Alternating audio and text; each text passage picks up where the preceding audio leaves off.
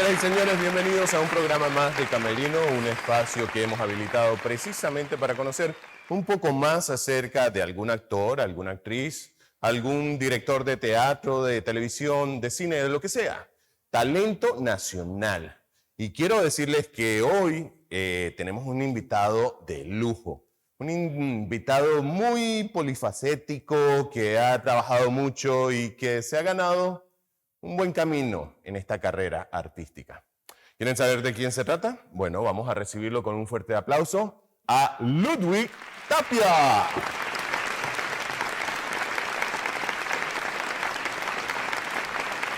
¿Cómo está, amigo? ¿Cómo está? Qué bueno que estés Con su aquí. permiso. Bien pueda. Yo puedo estar en una ciudad más alta. No es suficiente que no soy silenciante enano. ¿Qué pasó? Me acaba de hacer sentir mal. No, amigo. ¿Qué pasó? Cheers. Permisito. Cheers. Ah, bueno. Creo que es para mí, ¿no? Sí, claro, con gusto. Bienvenido, vamos Gracias. a pasar un momento ameno, relajado, tranquilo, conversar cosas que de repente uno regularmente puede hablar en camerino. Vale. Entonces, Las cosas ¿no? que se dicen en camerino. básico. cuentos que decimos en Nada, camerino. nada, basiquito.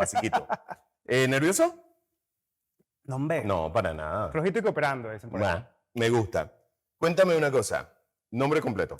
Ludwig Latif Tapia Valdés. Latif. Ajá. ¿De dónde salió el...? Es árabe. Ajá. Yo nací en Ucrania, Kiev, en 1979. O sea, no soy millennial. Ujú.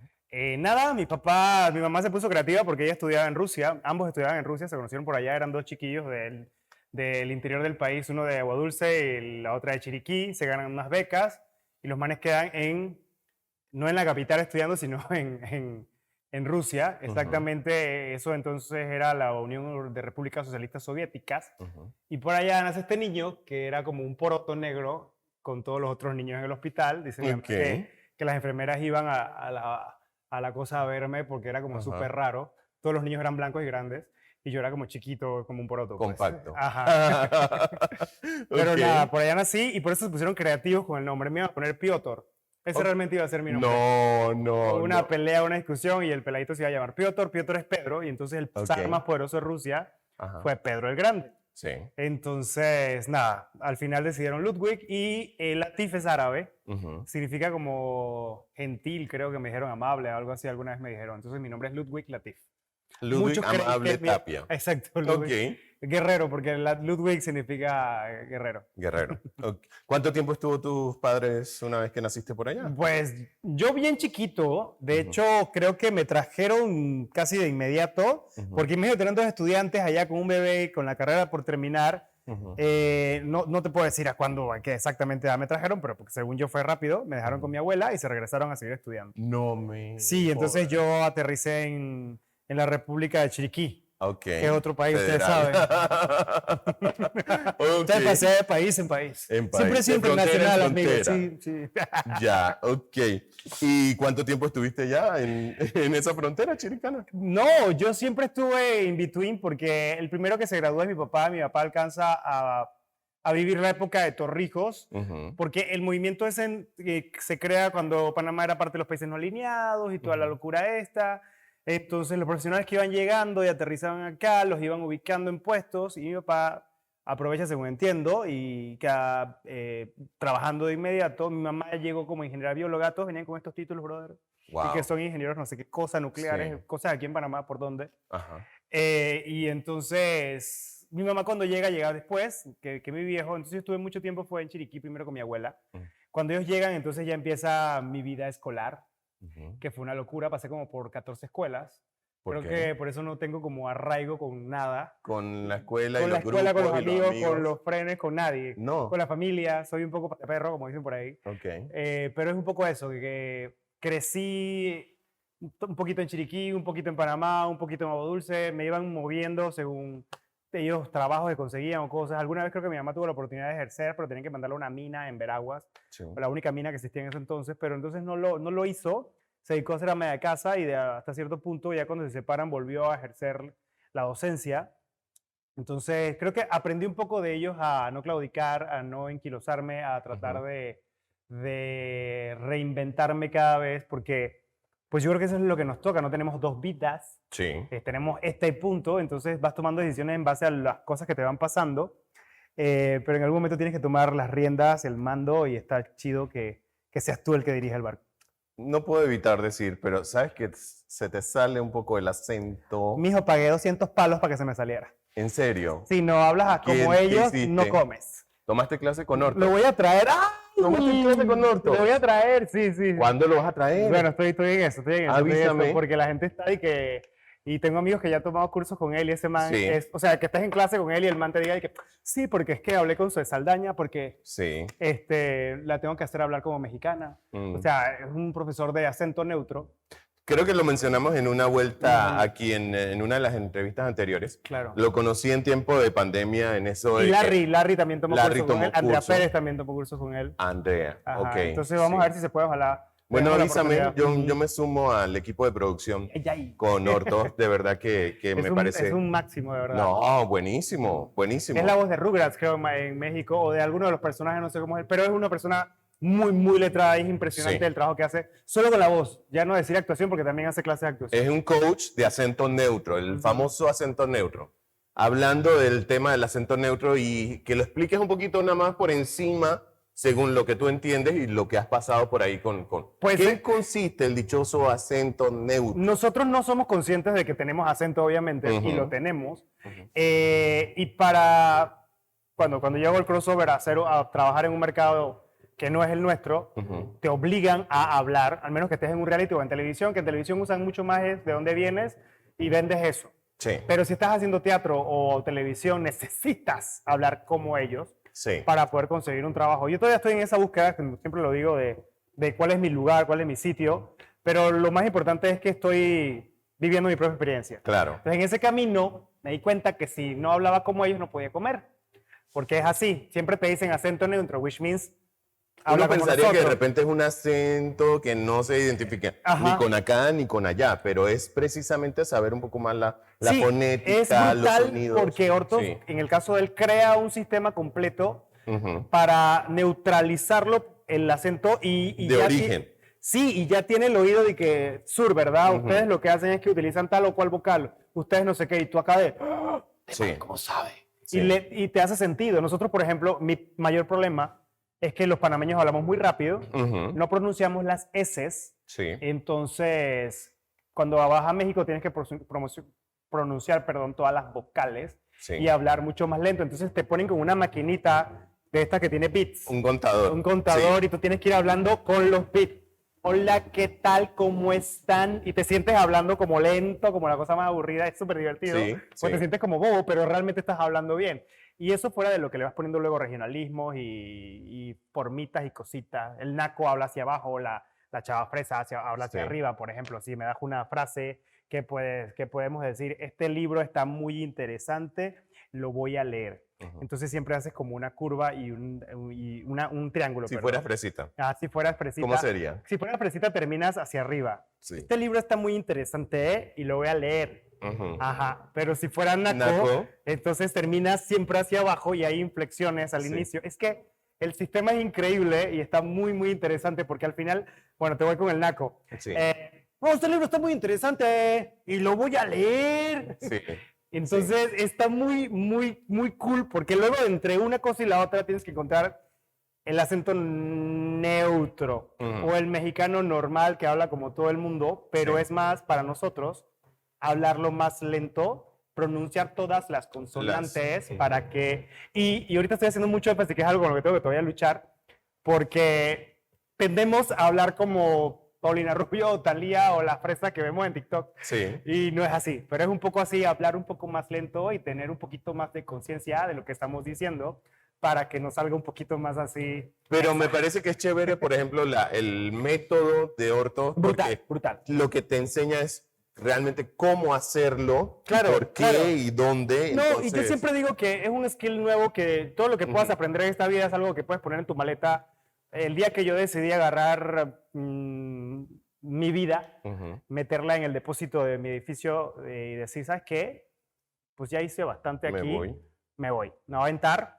porque no me podía quedar, o sea, era algo más fuerte que yo, no me podía quedar con las ganas de ver qué seguía. Ok. Y sí, te enamoras, y cuando te enamoras, yo siempre que hago coaching o doy talleres o algo, le digo a los pelados, brother, primero mami te dice qué hacer. Si no es la mamá, es el papá. Después te gradúas y tienes novia, novio y también por ahí. Y cuando ya estás casado o casado, peor la cosa. La sociedad Después también vienen te los impone. hijos, ajá, después vienen los hijos y entonces ahora, y vas postergando y postergando y postergando y postergando. Y si a eso le añades que somos procrastinadores naturales, se te olvidó cuál era tu sueño y Sí. las ganas que tenías y lo que querías hacer. Soy un hombre de 42 años y luego a los 40 o 35 comenzó esta aventura, empecé a salirme del canal, a salirme del canal, a salirme del canal y a hacer cositas afuera. Y la influenciada que llegó a mi vida de manera accidental me llevó sobre todo a viajar por diferentes partes del mundo y eso me abrió un poco más la cabeza Sí. a ver que hay un mercado mucho más amplio, que creo que con la pandemia y la globalización se juntó todo y ahora todo el mundo sabe y todo el mundo se volvió como emprendedor. Pero bueno, antes era emprendedor, era pausa. vergonzoso. Pausa. Yo hablo mucho. Pausa. No, lo que pasa es que a ti te agarró la pandemia ya, ¿no? Me agarró O sea, tú fuera, estabas me como en una especie... Eras Yo embajador de una marca. Estaba de embajador de una marca en Nueva York. Ujú, Ah, y esa historia es súper linda, siempre la cuento. ujú. Bueno, tú sabes lo que son los premios de escena. Sí. Tuve la oportunidad de ir a una premiere como influencer, no como actor. Y yo estaba sentado ahí, brother, y mi BFF, que también fue conmigo, éramos 5 influencers de diferentes partes del mundo. Pero nosotros quizás no éramos los más cinéfilos de la tierra, pero hacíamos cositas. Y ella me agarra y me dice, llegando a Panamá, vamos a hacer cosas de cine, no sé qué, porque viene no sé qué, no sé qué.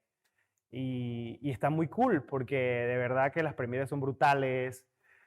Te abres la cabeza a lo que es ser youtuber, a lo que es hacer Sí. podcast, a lo que es, a dónde te puede llevar eso. Y ya a mí me había llevado un poco la televisión pero en la televisión trabajas para alguien Sí. y ellos se quieren llevar los créditos. Yo me hice famoso aquí por agarrar una bicicleta y hacer entrevistas en la calle. Y cuando eso se dio, oye, recibí una llamada de una marca muy importante aquí que me dijo, te queremos mandar a Taiwán, no sé a dónde. Y yo así, ¿de dónde? Y déjale preguntas a mi jefe. Cuando llamo, los manes de que no, pero tienen que pautar, ellos tienen que pagar porque si no, no sé qué. Y Te hasta lo ahí llegó el cortaron. viaje. Y luego veo al compañero de la competencia allá y empiezo a ver cómo es que se hacen las cosas, cómo es que se Sí. mueven los aparatos y cómo funciona. Y empecé a entender el negocio, el business. Sí. Y cuando estando allá me doy cuenta que hay gente que la llevan solo porque hace Twitter y porque son Sí. comentadores de Twitter. Y dije, ¿y tú en qué canal estás o qué? No, mi propio canal. Entonces, nosotros no teníamos como eso, o todavía no existe. Ahora que tengo la oportunidad de vivir en México, hay un montón de gente Sí. que produce su propio contenido, que no tiene pena, no tiene miedo, se pone una cámara y empieza a grabar y ahí va. Y hay nichos para que te aburras. O sea, hace poco estaba con un amigo que también trabaja en farmacéutica y me dice que no, nosotros contratamos médicos influencers. And I was- Médicos Sí. influencer. Y yo Ok. estaba así como que, dude, for real? Ujú. Y sí, y Sí. tienen un nicho y sí, y y son contratos, hermano, no estamos Va. hablando de $2. Entonces, qué bonito que podamos un poco abrir la cabeza a que tenemos sí o sí que entrar a este mundo electrónico, Sí. seas lo que seas, la profesión que hayas decidido hacer, tienes que meterte en la ola porque si no vas a desaparecer. Y pues a eso le estoy un poquito apostando en general, Sí. porque como te digo, Pero tú ya lo llevas sabes. un rato así como súper independiente. Sí, pero yo creo que a lo que más quiero apostar en este momento es el tema de la actuación, ¿no? Que es lo Va. que quería yo llevarme o ver hasta dónde lo podía llevar. Vamos entonces a hacer un par de preguntas de esos momentos.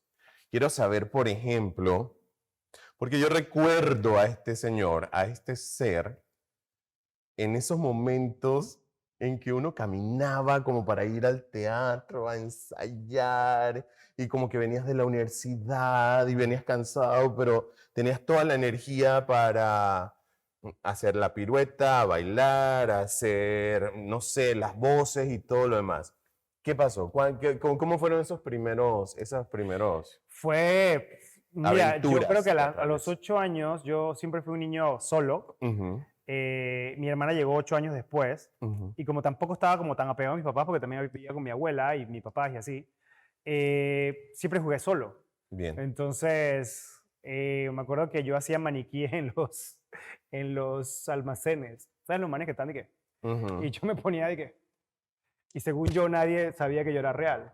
Y la gente ¿Te metías en los pasaba. almacenes y hacías Sí, el porque maniquí? no, mi mamá es de que le encanta hacer compras y yo que iba detrás del niño que iba con la mamá. Aburrido. Con todas las bolsas siempre, pero yo me la pasaba, para mí eso era como Disneylandia. Ok. Yo me pasaba dentro de los almacenes, daba vueltas dentro de la ropa, después salía y era un maniquí, me paraba así. Y en una de esas cosas, una señora llegó y le dijo de que creo que su hijo haga teatro. Y estaba en Chiriquí y ahí empezó, puedo decir, mi carrera, quiero decir, pues, o en mi primer acercamiento con eso, empecé a hacerlo allá, donde nos presentamos a nivel comunitario en Chiriquí, y después de ahí me acuerdo que la gente empezó a tratarme como profesional. O sea, compañeros del grupo, era como que tú no has pensado dedicarte a esto, y yo como, O sea, todavía estabas en Chiriquí. 8 años tenía. En Y Chiriquí. mi primer maestro fue Edwin Cedeño aquí en el Celestín Freinet, me acuerdo. Sí.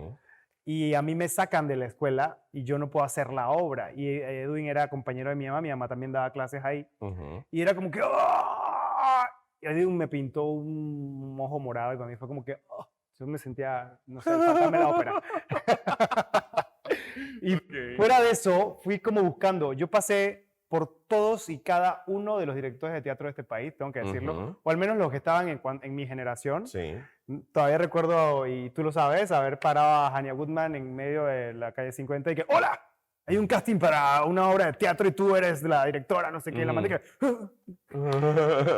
Que en paz descanse. Que en paz descanse. Que alguien que estuvo en nuestras vidas. Claro, y que nos conocimos y claro, sí, en el Teatro de los Niños de Panamá, Sí. y empezamos a hacer después teatro con este gringo maravilloso Bob que Steve. era escritor de CSI y qué sé yo. No sabíamos lo que teníamos en las manos. Siempre le digo a Abdiel Tapia, ¿por qué no te fuiste? Porque este gringo le decía a Abdiel, bueno, Abdiel Tapia, un actor de aquí, vete, tú eres Robert De Niro, y Abdiel no. Y yo decía, vete. Porque a mí eso me lo dijo después Bruce, Sí. que para mí fue con mi papá, y Bruce me decía, cuando la primera obra que hice con él, me dijo, usted tiene que ir de Panamá ya. Pero no tuve las agallas a los 22 años, no tuve el... Qué momentos más difíciles. Sí, pero sabes que se te abre el mundo, fueron pasando muchas cosas una detrás de la otra, luego empecé a hacer cine, y cuando empiezas a hacer cine también hay otro mundo, es otra cosa por completo.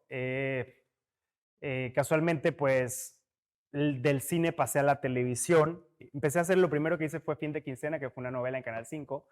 De allí, y ya venía... Que tuvo buen... O sea, sí, y ya venía del teatro estudiantil. Hermano, acaba de tirar como la cédula al piso. Totalmente, ya venía de Normandula, de las Grupo Tabla. producciones en Canal 5. Sí, que primero fue La Granja. La Granja. Pero yo venía de Normandula con el Grupo Tablas, de hacer un montón de obras estudiantiles, de trabajar en la universidad, en el teatro universitario, que es otro mundo súper bohemio, experimental, obras súper locochonas, mucha lectura dramática, bueno, miles de cosas. Con Mirna Gómez, esa maestra. Y luego de eso, imagínate, ya entrar al teatro comercial, y empezar a hacer teatro con todas las demás productoras que en ese entonces, te estoy hablando de Cultura Escénica, de La Saba, y a todas darle su respeto, conocer todo ese mundo. Era muy fácil quedarme ahí haciendo teatro con ellos, y un día yo dije, después de haber pasado un año, yo creo que me había ganado ya 2 premios de escena, dije, what? Me acuerdo que le dije a Hania, quiero ir a hacer casting con Bruce. Y Hania, ¿qué vas a hacer? Aquí tú eres no sé quién, allá vas a ser soldado número no sé cuánto. Y cuando llego, Hania, que era la directora acá, allá era la asistente de Bruce. Y yo dije, mira, pero si ella puede ser asistente, yo también. Y fui soldado número 28,000. ¿De qué obra? Jesus Christ Superstar. Oye, por favor. Pero en esa obra me conoció Raimundo y todo el mundo. Todas las grandes caras de la televisión y todo el mundo estaba ahí. Entonces, las puertas se van abriendo de un momento a otro. Empiezo a entrar al mundo de los musicales sin cantar, sin bailar, sin actuar. Hubo un momento en que Bruce me agarró tanto cariño que me invita a esta audición, que creo que es la obra que cambió mi vida o la forma de ver el teatro, y fue a Chorus Line. Hay mucha gente que quizás no le mata esa obra, pero a nivel personal, eso y Maestra Vida son las 2 obras que a mí, a nivel de Panamá, me movieron muchísimo a decir, hay algo más que ir a buscar.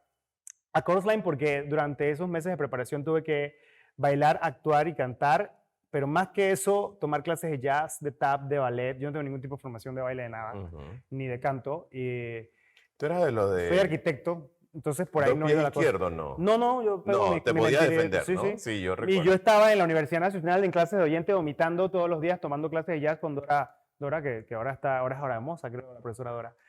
Pero fue maravilloso, fue una experiencia que dije, ven, yo estoy viejo, pues yo puedo. Y me le paré a Josie, a Guille, a Meli Moreno, a toda esa generación de bailarines, y es una obra de culto para y por bailarines, donde ellos cuentan todo su background, y me acuerdo que estuve con Joshua Manopla también en esa obra. Ujú. Había un monólogo que era el monólogo más fuerte, y Joshua me gana el monólogo y nos ponen a competir a los dos al frente de todo el mundo por el monólogo, y él venía a hacer Venti, es muy bueno en drama. Sí. Quizás es mi pata floja, pero para mí fue muy importante porque era muy demandante el trabajo que teníamos que hacer, y eso me llevó a, ¿sabes qué? I would like to be better, y voy a prepararme para eso. Entonces, una cosa fue llevando a la otra, y cuando llego a las películas, que se ¿Cuál empieza... fue tu primera película? Mi primera película fue Treasure Island, creo que se llamaba así. No, yo fui como el 50% de los panameños extra en Quantum of Solace. Ujú, ujú, Todos los panameños buena iban y que, voy a ser extra. Y entonces... Pero fue bueno la Sí, experiencia. digo, había ¿no? dos que tres que tenían líneas. Tú siempre has tenido líneas en las películas, perre. Muy bien. Entonces... What can I say? Bueno, más, Es que habla inglés, no, es que él habla inglés. Yo no, estoy no. en mi cursito de inglés. No, all pero, right. a ver, yo creo que sí, uno es afortunado de tener estas oportunidades y demás, y poco a poco uno va construyendo y haciendo. No es porque yo... No, pero de todas maneras uno, tú sabes, trata de ir por el camino de la humildad, porque es lo que siempre digo. Mentira. Uno hace las cosas, pero siempre el enemigo del actor es la sala de edición. Sí. Es la sala de edición. Y ahí piquiti, ya. Sí. Gracias por participar, pero te pagan, ¿eh? Te pagan. Y Pues si es sí. internacional, sí. Pero fue buena la experiencia en James Bond, o Sí, sea, es como... fue buena, y también porque, ¿sabes qué me di cuenta, Jaime? Que uno va entendiendo el perfil que uno tiene y Sí. si va gustando. Así como cuando Bien. un día empiezas a hacer propagandas Sí. y te empiezas a sentir bonito. Tú dices, Ujú. ay, pero, porque te voy a decir una cosa. Ujú. O sea, yo me miraba al espejo y ni blanco, ni alto, ni rubio, ni Mota, o sea, Ujú. ni apellido Mota. O sea, por Pero ahí dónde. estaba la esencia, ahí, I know, I venía know. bajando el camino Pero para ti. era como que, dude, ¿qué vamos a hacer con todo esto que queremos hacer? Entonces, cuando creo que los comerciales me abrieron la puerta, hey, yo no me veo tan mal. Ujú. O después de ahí, una hora que hice, me acuerdo, cultura escénica, me agarran de príncipe. Yo dije, dude, Ujú. ¿cómo va a ser yo el príncipe? ¿Por qué no? ¿Por qué no? Entonces, fue como, ok, por aquí le podemos dar. Y con las películas fue lo mismo. Ujú. Me di cuenta que mi perfil funcionaba, o lo buscaba mucho como latino, Sí. que es algo también de lo que me he dado cuenta en México, porque es un mercado mucho más fuerte, mucho más difícil. Ujú. Yo diría un poco clasista, y eso es muy hard, porque de mi color no hay nadie en la tele, para Ujú. empezar. Los amo, los adoro, pero me voy adaptando a las circunstancias. Lo digo siempre, brother, ya la espinita es negra. Ujú. Entonces, no tengo tiempo para estar evolucionando. O sea, voy a los mercados en los que me pueden valorar y puedo Pero hay trabajar. cosas andando Sí. muy interesantes. Hay en que México, saber ¿no? meter, sí, muchas, Sí, muchas, sí. muchas. Como está lo clásico, Ujú. de las novelas, lo clásico con lo que crecimos nosotros, Sí. hay mucha producción que por el tema de ser muy barato se va a producir allá, y yo me he dado cuenta de eso. Pero Sí. nada, lo que digo es que uno como actor, como no tenemos aquí la formación, no tenemos la imagen de un manager, no tenemos nada de eso, no tenemos a alguien que nos maneje y nos diga esto funciona de esta manera, el formato de trabajo es así, no. Ujú. Entonces nos toca ser empíricos, aceptamos cualquier tipo de remuneración después de haber tratado nuestro trabajo un mes y esperamos, llega el Sí. final de mes y esperamos ahí en el Caspari que cuánto nos pagarán, cuánto me irán a pagar hoy. De verdad. Y después tú abres el sobre y dices, yes, no sé cuál, y crees que es como que, hermano, con lo caro que es este país y lo que cuesta llegar al fin de mes, que los actores estemos en esa situación todavía. Pero Así- es que esas son cosas que debemos ir cambiando, claro, precisamente. claro. Y yo creo que una de las cosas que a veces nos cuesta es tener esa conversación del dichoso salario. Sí, pero es que entre nosotros, todavía el año Sí. pasado me ofrecen una obra de teatro, yo estuve aquí 3 meses y yo llamo a mis compadres que sé que están en la obra y que, Ujú. ustedes, yo nunca he trabajado con ellos, ustedes, ¿qué onda? No sabemos, pero dicen que no pagan mal.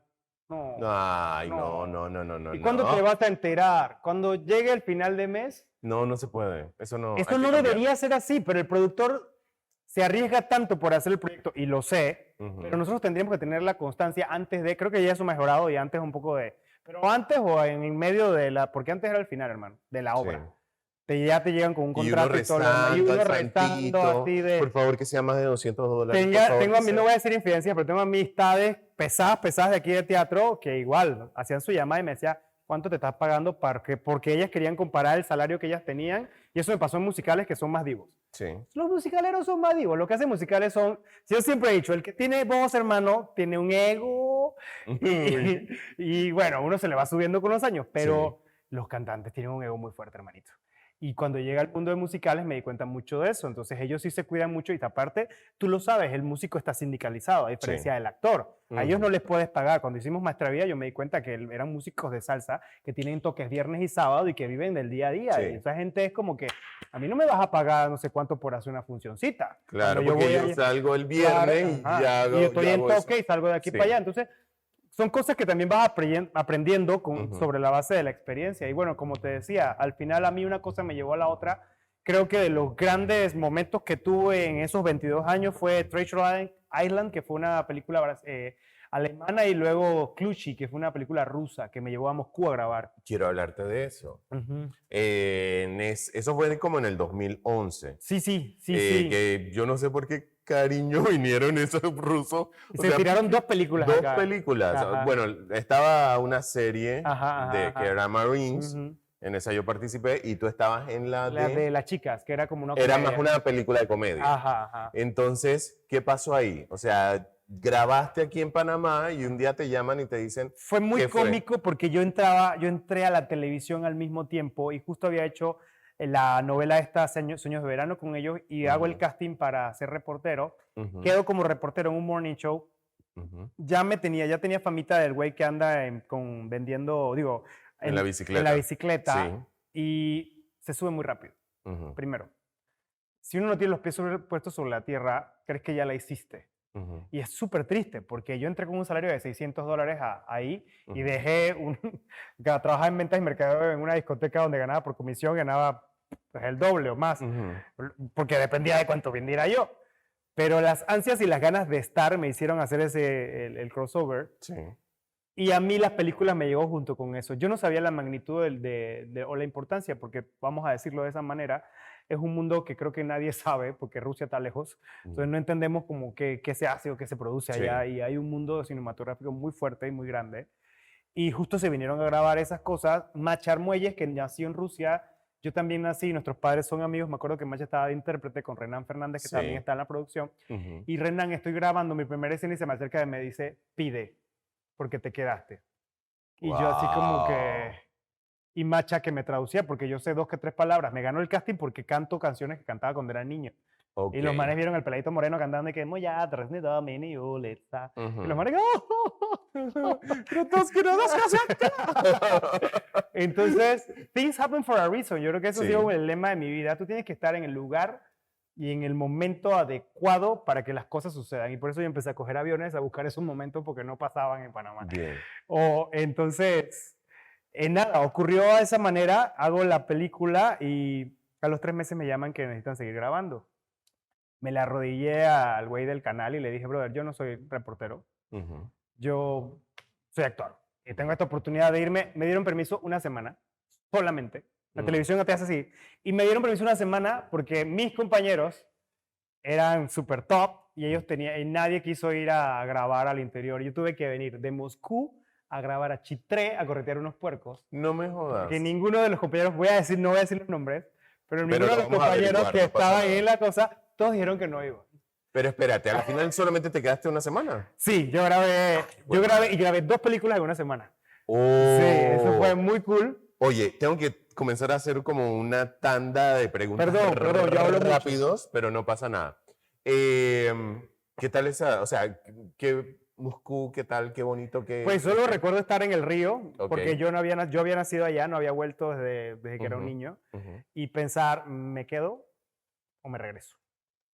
O sea, te juro, tiré una moneda al aire y dije, o sea, no sé, me tocaban en el metro. Bien. Y eso fue como me sentía diferente y especial. Que no te sientes así en tu propio país. Yo creo que una vez hablé con un amigo español y me decía, hermano, yo era obrero en mi país. Acá soy blanco y soy español y tengo acento y me tratan como si fuera wow, ¿por qué no me voy a quedar en Panamá? Y eso es así. Cuando no ves lo que tienes, entonces tú tienes que irte donde te quieran. Y yo dije, o sea, parece una tontería, Jaime. No, pero aquí al gringo, al extranjero rubio blanco, es como, las mamás dicen que hay que arreglar la raza de la... Entonces, son tonterías y todavía hay mentalidades y cosas de gente que son así. Ujú. Y todavía yo me acuerdo que Moscú fue una experiencia muy bonita desde ese punto de vista. Los únicos que estaban allá eran cubanos que se habían quedado estudiando y todos eran físicos nucleares, pero trabajaban bailando zumba o dando clases de Oh, salsa. Entonces, ok. pero era un mercado muy grande. Yo, la verdad, no tomé la decisión de regresar, no me fue mal. Hombre, Mm, hice una carrera en televisión. sí. ¿Qué te digo? El primer año de que termino como reportero, un compañero del otro canal, reportero, también me dice, el año que viene vas a hacer lo mismo, vas a hacer los mismos reportajes, vas a ir a las mismas provincias. Tenía una compañera que había estado en la escuela conmigo y me entrenó para ser reportero ahí en otro programa en Al Descubierto. Y me dijo, yo tengo 10 años aquí y era la reportera Top One. Ujú. Y yo dije, yo no llegué para quedarme de reportero. Mm. O sea, 10 años aquí de reportero, qué cool, pero... Pero también hubo un momento que tuviste como un año sabático, te fuiste como dejando en Sí, pausa el sí, teatro, ¿no? las cosas fueron pasando y por eso te digo, la televisión me Ujú. sacó de todo. Ok. La televisión me sacó de todo Ujú. porque la televisión es una cosa adictiva, te absorbe, te atrapa, vas creciendo, te vas creyendo la cosa más grandota del Ujú. mundo, te das cuenta que los skills que tenías antes te pueden servir en el presente.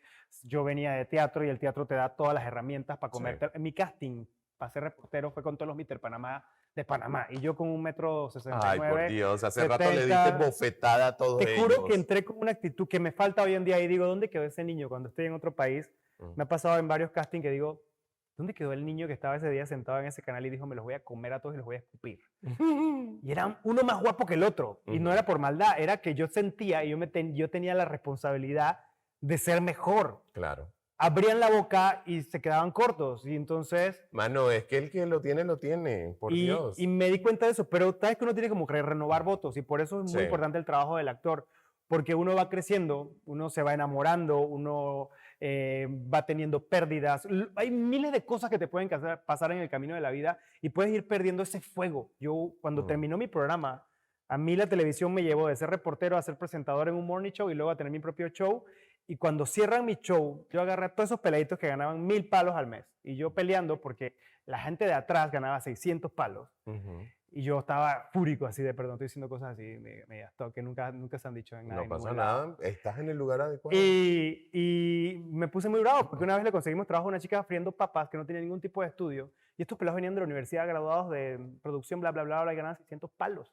Y pusieron Mm. un poco de modelos por 1,200 palos, hacer modelos y hacer cosas. Y No, yo, no es que tenga nada contra los pelados, solo que dije, hombre, hay que no es valorar el justo. esfuerzo, el talento, el Pero me fue estudio. mal, porque peleé por ellos y luego la tortilla se volteó. Ok. Cuando mi programa cierra, todos ellos quedaron contratados para el que seguía y los únicos que no sabíamos que el programa cerraba eran los que éramos los principales No acá. hiciste bien, no hiciste mal. No, O sea, no. los dejaste pues trabajando.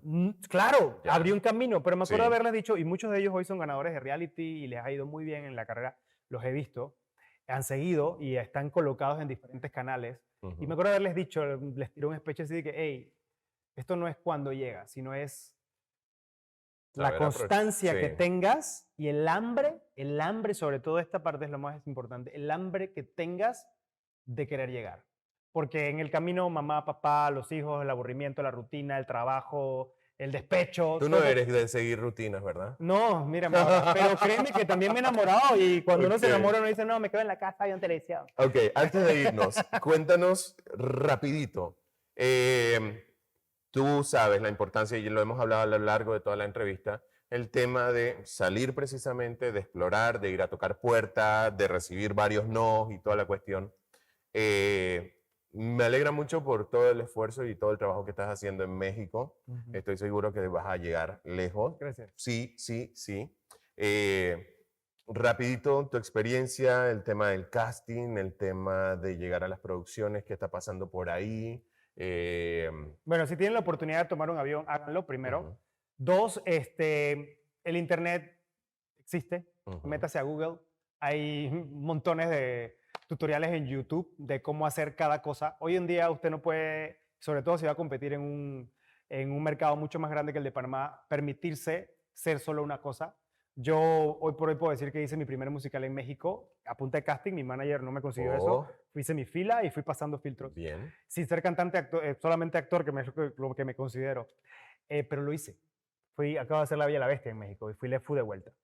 Entonces, les digo esto porque es muy importante que entendamos. Yo me acuerdo haber llegado al casting y que me preguntaran, ¿cantas? Y yo así en humilde, no, no canto, pero he hecho 12 musicales. Y no, sí cantas. Sí, ¿Bailas? cantas, claro. Bueno, no soy bailarín. No, sí, bailas. Sí. Sí, y luego resuelves cómo lo vas a hacer. Ujú. Pero de eso se trata. Y hoy no puedes hacer una sola cosa porque en el camino, cuando no estás en tu casa con mami y papi que te mantengan, tienes que pagar la renta. Entonces tienes que hacer de todo.com para poder pagarla, para poder prepararte en el camino. Tengo amigos que están haciendo lo mismo en Nueva York y es la misma historia. Si te toca trabajar en la mañana en un almacén vendiendo ropa, para que puedas pagar la renta, lo haces. Todavía recuerdo el día que me senté con Hilda Mason, que la conoces, Sí. y tuvimos la oportunidad de trabajar juntos varias veces. Y Hilda me dice, man, acabo de llegar, venía de la gira de Oh My Feet.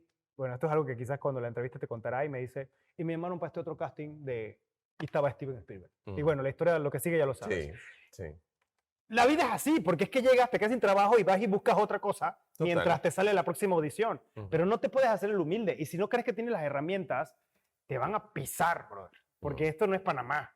Que, bueno, si no estás en una obra, estás en la otra. Aquí no, allá no. Allá es máscara contra cabellera y es buscártelas, rebuscártelas. Entonces, prepárate cantando, prepárate actuando. No importa si no eres el mejor, siempre va a haber un nicho. Yo hoy por hoy puedo decir que pues ya utilicé mi voz para Sony Pictures hacer Emoji Movie, ya utilicé también pues mi actuación y también he tenido que bailar sin ser ninguna de todas las anteriores, porque mi formación realmente universitaria es como arquitecto, pero la vida te va llevando a eso, ya diseñé ropa también, entonces who knows dónde uno va a estar, entonces la vida te va llevando, pero tú tienes que prepararte, ahorita tenemos que tomar el control. ¿Qué queremos hacer? ¿A dónde queremos ir? Y sentarse y poner en un mapita cómo lo logro. Belleza, belleza.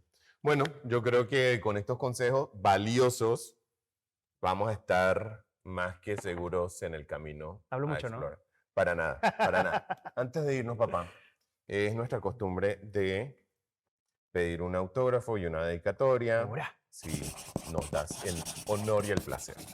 Si lo puedes soñar, pues ya sabes. Lo puedes lograr. De Walt Disney. No es mía. Amigo, y Ludwig es fiel ejemplo de esa frase. Sí. Lo puedes lograr. Te conozco hace tiempo y sé tu esfuerzo, tu dedicación y por supuesto, pues te deseo lo mejor. Gracias, hoy y siempre. Gracias. See you later, pues. Señores, gracias por acompañarnos a esta entrevista con este señor, este talento nacional conquistando otras fronteras, Ludwig Tapia. Nos vemos pronto.